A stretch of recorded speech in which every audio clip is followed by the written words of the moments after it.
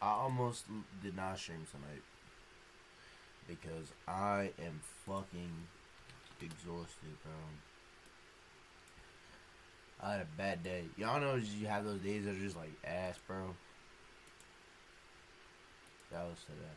But today was just ass.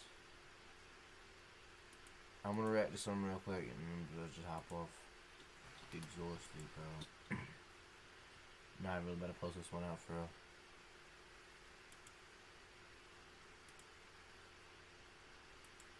That was it. What's up, Nat? What's good? What's good? Everybody like the stream.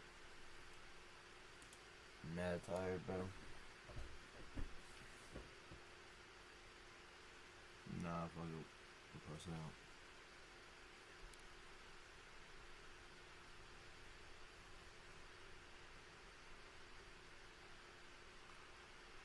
I just need to look at. See what's up. I gotta go. Alright, see you. I need some energy, bro.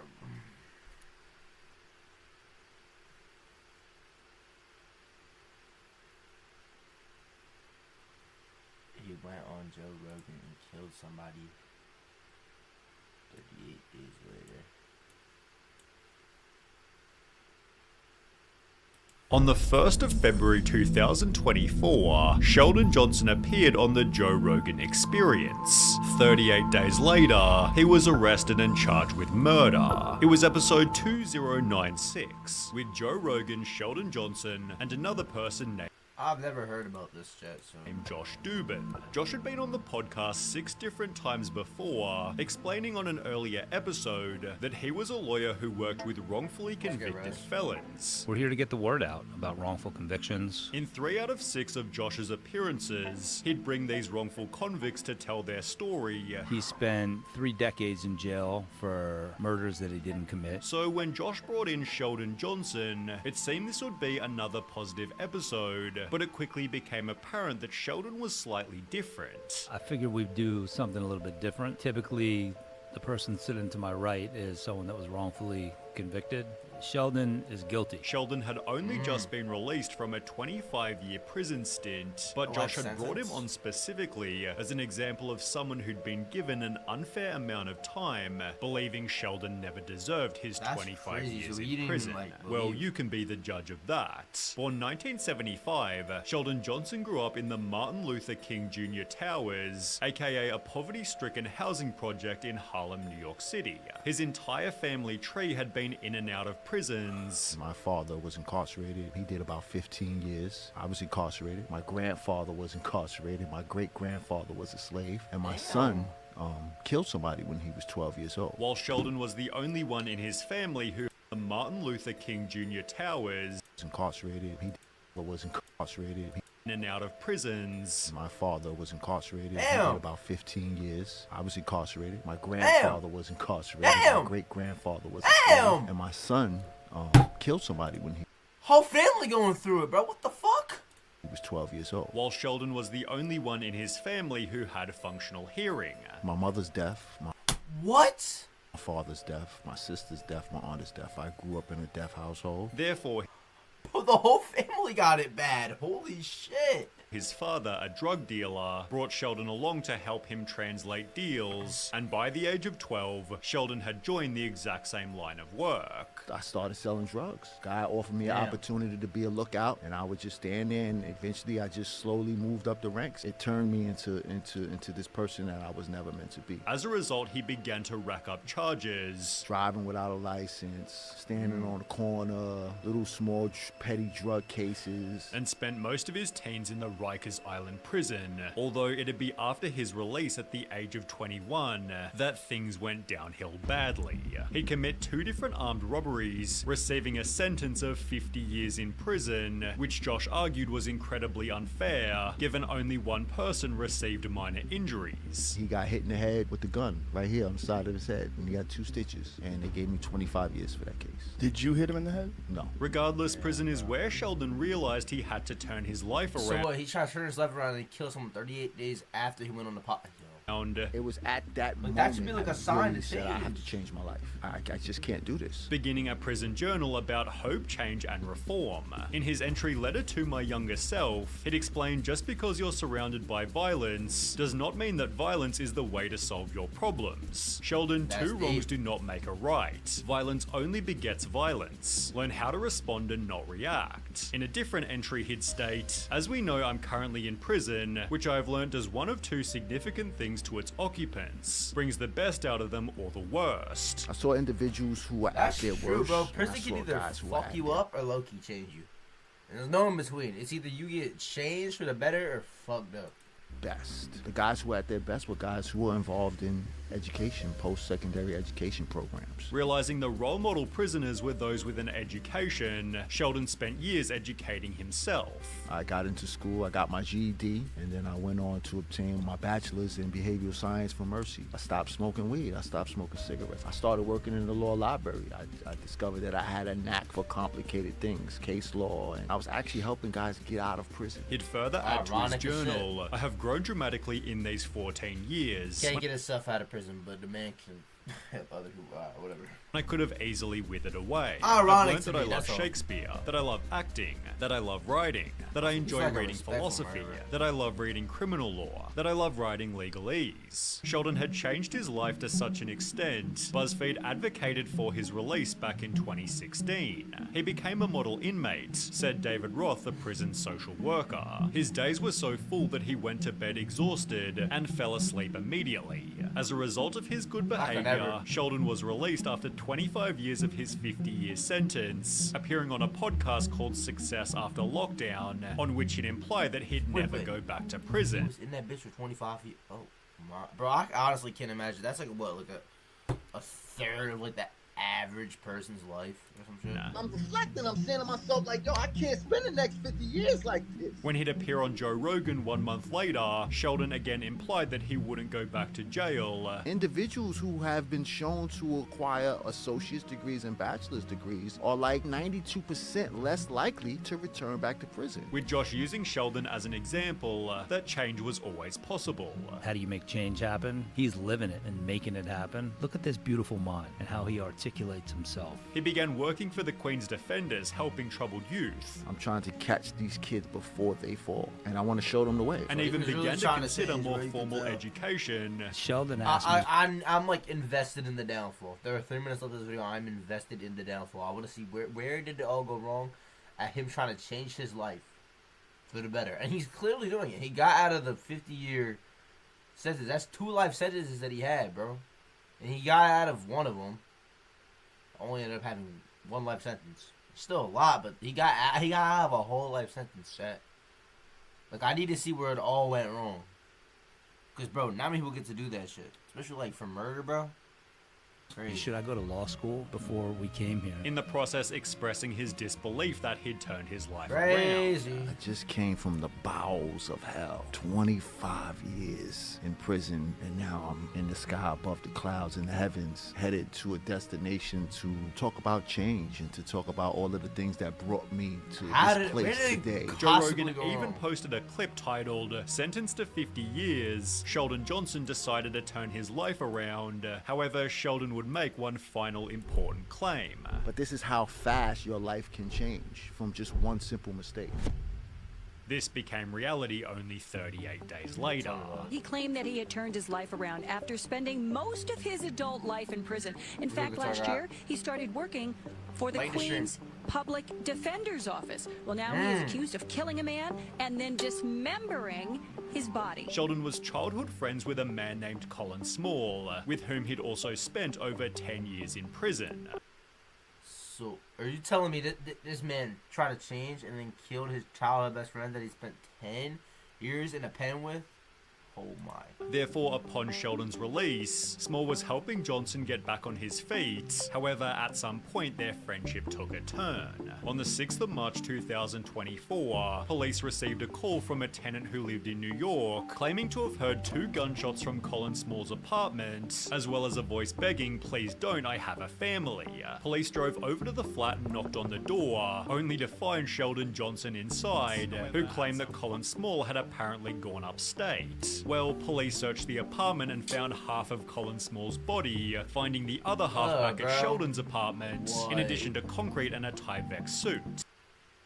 Why'd he only take half the fucking joint? Why not just take the full CCTV outside Colin's apartment showed Sheldon Johnson entering and exiting, trying to conceal his identity with a range of So you're telling me he took half the body and just like left the rest at his crib? Why are they disguises? In one of these stills, he's seen wearing the exact same jacket as he was in a photo he took for the Queen's Defenders. Sheldon was therefore arrested and charged with Colin's murder, screaming "I'm innocent" as he was placed into the cop car. Half your homie's body was at your crib.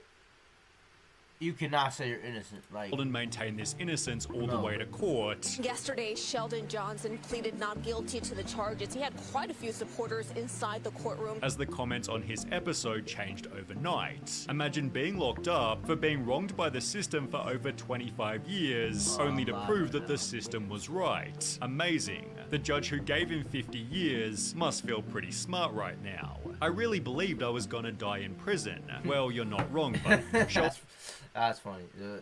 Bro, the judge gotta feel stupid as shit. Sheldon's own father stated, "I'm surprised my son was arrested. I was shocked." Are you really though? I mean, he had a whole life. Are you really surprised? For 26 years. He is a good man. He was doing work in a law office. There were no problems, but I doubt nobody was as shocked as Josh Dubin. He ended Sheldon Johnson's episode stating, I'm very thoughtful in who I bring on. I think this was one of the best ones yet. But is still yet to talk publicly since Sheldon's new allegations. Joe, on the other hand, talked about it recently. He was guilty before, and we knew he was guilty, but he got 50 years. Right. And then he was talking about he turned his life around this like a month after he was on the podcast. Yeah. Cut some dude's head off. Homie didn't understand new HD security cameras. Theorizing that prison had only made him worse. Was that because he spent 25 fucking years in jail, which is an insane amount of time to be locked up in a prison, and then... Crazy word, bro. How you gonna turn your life around and then just fucking kill your home with guillotine style? Slice of the head, bro. Crazy word. Yo, Big Dick Randy returned to 12?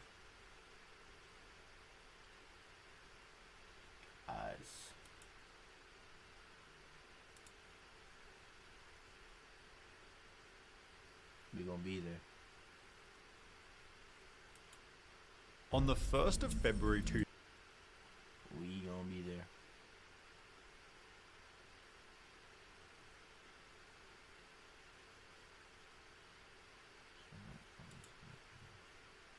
I want a guy who looks old, tired, and wrinkled. Said no woman ever.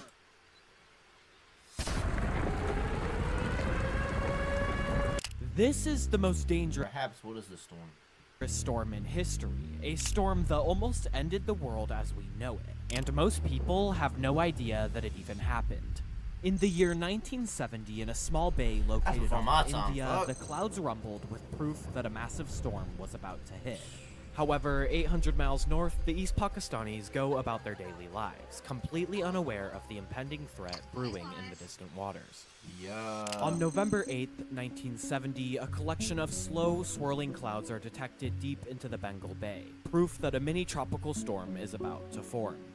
On November 9th, in a single day, this area undergoes a rapid change into a full-fledged tropical storm. The beginning of a hurricane or cyclone is near. On November 10th, the storm strengthens, but a very distinct path is formed for the storm. A path that, to the shock of those watching the radars, was seen to be heading directly towards the coast of East Pakistan at an alarming speed. Finally, on November 11th, the storm intensified into the strongest class of a tropical storm, a severe cyclone.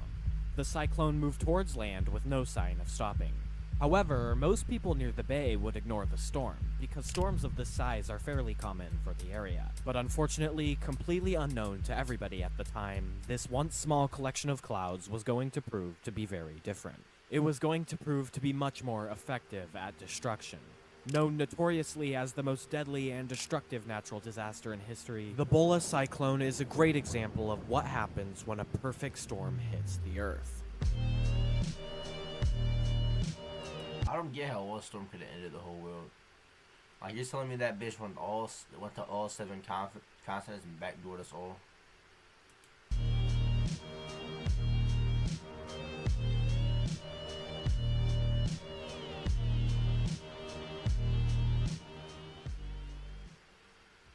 After the cyclone reached its peak, I learned just how dangerous the Bulla cyclone was. From the incredible book The Vortex by Scott Carney and Jason McLean, this story was not just a simple story of a random cyclone. Instead, it's a story of how one cyclone can grow into something that could have destroyed the world. And unfortunately, the storm was going to hit very soon.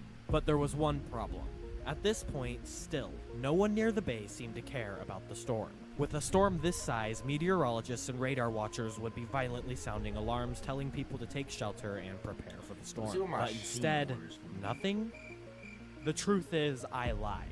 It's not that the Pakistanis thought the storm wasn't that bad, it's that the East Pakistanis had no idea the storm was even coming in the first place. I'm not gonna wait 9 days. With a storm this big, a complete and utter failure of emergency systems wouldn't just be a small problem. It would prove to be absolutely murderous. In 1970, East Pakistan was not granted with very many emergency systems. Radars, sirens, and pretty much anything to detect and warn civilians of a deadly storm was very few and far between. Why have I never heard about this? If this is really about to end the world, why don't they teach this shit in schools? The Pakistanis also didn't really have a system to handle storms when they hit either. But what's odd is that the countries that surrounded Pakistan did. India, for example, had good enough weather detection systems and detected the storm way back when it first formed. India knew this entire time that the storm was raging towards Pakistan. But because of the 2 wars between India and Pakistan, political tension between the 2 countries would mean that India might have had no interest in alerting the Pakistanis of the storm earlier. The Pakistanis were not told anything about the storm from anyone. Obviously, this would prove to be a massive problem for the East Pakistanis. Not being able to prepare for a storm like this and being hit without any protection is, to say the least, absolutely horrifying. But what if I told you that not knowing when the storm would hit would be the absolute least of their worries? Because around the time of November 12th, the dark night sky harbored the most dangerous part of this entire disaster: a full moon. Why would a full moon be the most dangerous part of this storm? Well, that answer is the reason that this storm just got kicked up to a whole nother level of destruction. It's the reason this storm is the most dangerous storm in history. It's because of high tides. When the moon is full, the gravitational pull from the moon makes all tides roughly 20% higher. The tide is risen dramatically. But with the high tides already being dangerous and the water being significantly higher up on the shore, the Bulla cyclone now has a huge destructive advantage, allowing the cyclone to literally drag the ocean and You watch it. We watch this shit another day, chat. I really do gotta end up the stream, bro. My fucking editing software I use, right? To make TikToks and YouTube Shorts and Instagram Reels and all that shit, bro.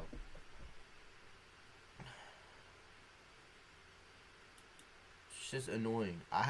It made me pay for the subscription because they started doing a watermark. They didn't have watermarks, so I now have to fucking pay to not have a watermark on my shit. It's mad annoying, I ain't gonna lie, because look at this I got.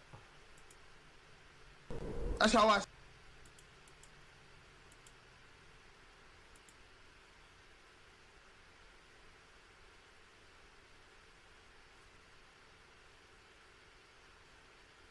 Like I said, it's just annoying. I have to pay $9 a month now.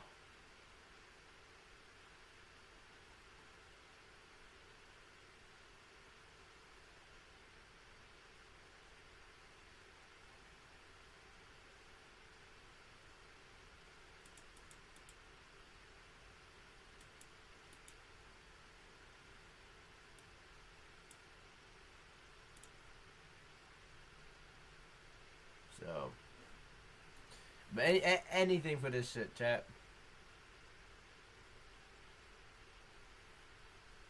Y'all know I had to buy it, bro, because I can't have a watermark on my shit. When you pick up, oh my god, you're funny. You're so funny. You're so hilarious. Like,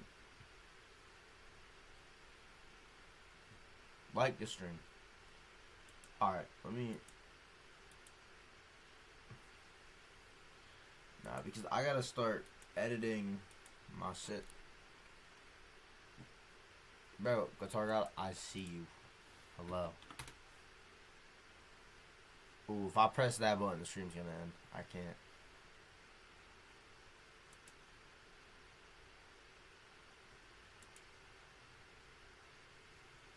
I was about to press my 1 key. Alright, I have an idea. We'll just spell out the letter.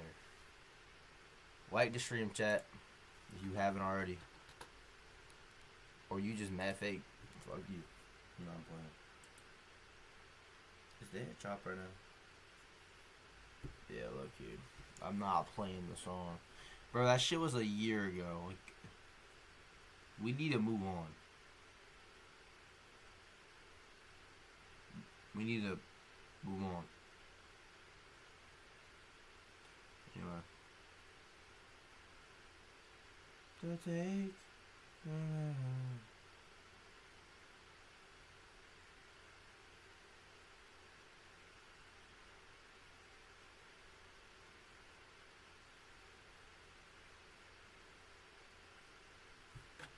Having my eyes just fucked.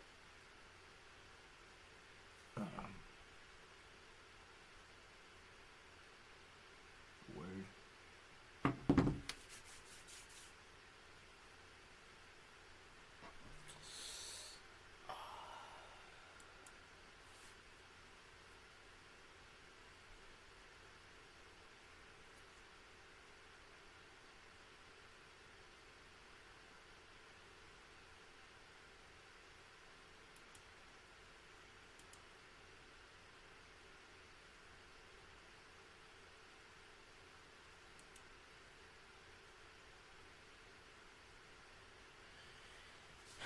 Alright, hold on.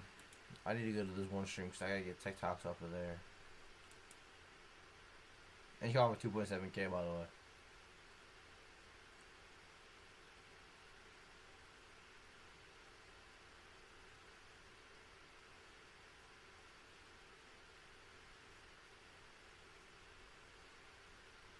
Alright, I'll catch you, Riz.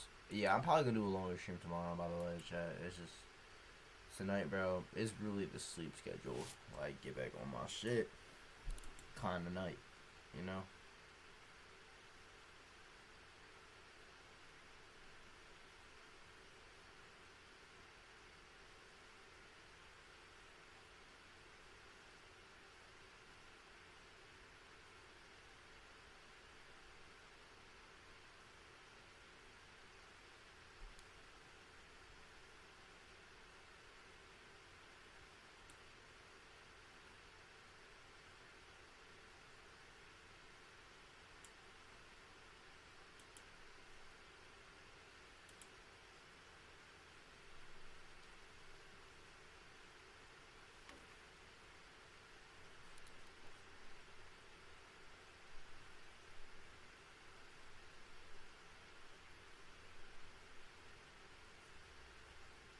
Alright, I'm gonna catch y'all boys, man.